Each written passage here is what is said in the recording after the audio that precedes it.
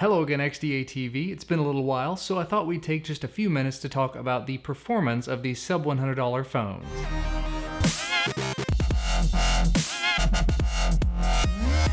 They're all terrible. Thanks for watching. Have a good day.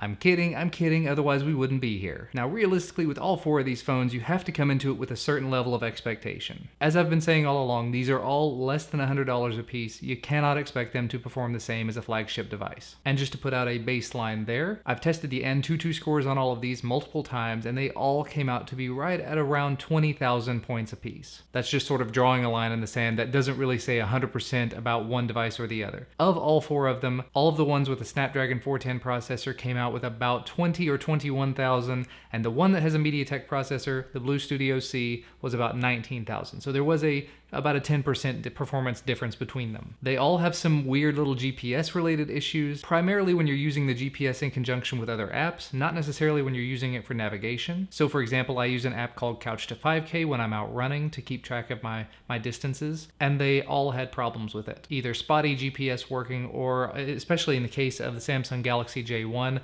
didn't work at all. They all have a tiny amount of storage. Most of them have 8 gigabytes built-in storage, but they don't actually have that much available. They actually have somewhere in the neighborhood of 5 to 3 gigabytes of actually usable storage. And just sort of breaking it down one at a time, starting with the Blu Studio C.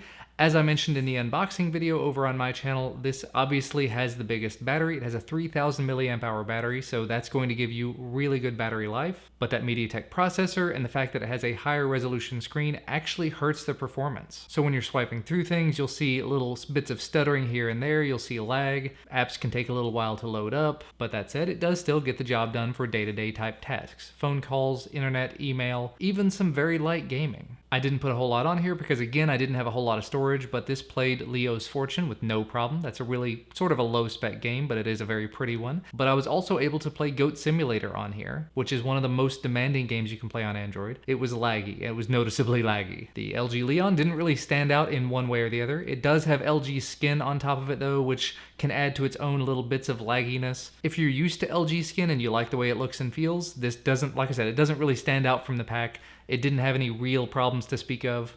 Gets the job done. As for Moto E, with that very close to stock experience, it had the same kind of performance as the other devices with the Snapdragon 410 processor, but because it was closer to stock Android, there wasn't really any sort of lags or stutters because of the UI, and also having that front-facing speaker is kind of nice. Now, unfortunately for the Samsung Galaxy J1, when I put a SIM in it, I was not able to use it as a phone. I tried both a Cricket SIM on AT&T and a T-Mobile SIM, and I was able to get data on both of those using this, but I was not able to use it as a phone. And all three of the other phones I was able to work just fine. On the LG Leon, on T-Mobile it worked fine, the Moto E on AT&T Cricket worked fine, and the Blu Studio C on both Cricket and T-Mobile worked. So that's definitely a plus for it. For some reason or another, the Samsung Galaxy J1 does not want to work as a phone on anything other than Verizon. And as far as how it actually handled the OS on the Galaxy J1, I was really surprised to see how well TouchWiz worked on such low specs. The UI itself was very smooth and very fluid. Launching apps didn't really seem to have much problem. No stuttering, no slowness. The animations are a little bit much, but that's just TouchWiz for you. But all in all, not a bad option, just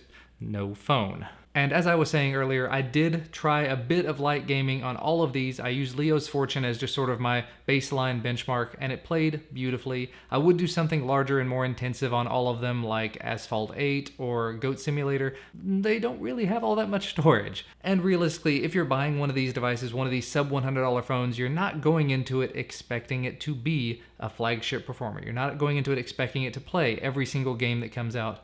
You're going to have to understand it does have a very limited amount of storage. Luckily, they do all have micro SD card slots available, so that is one way to work around that.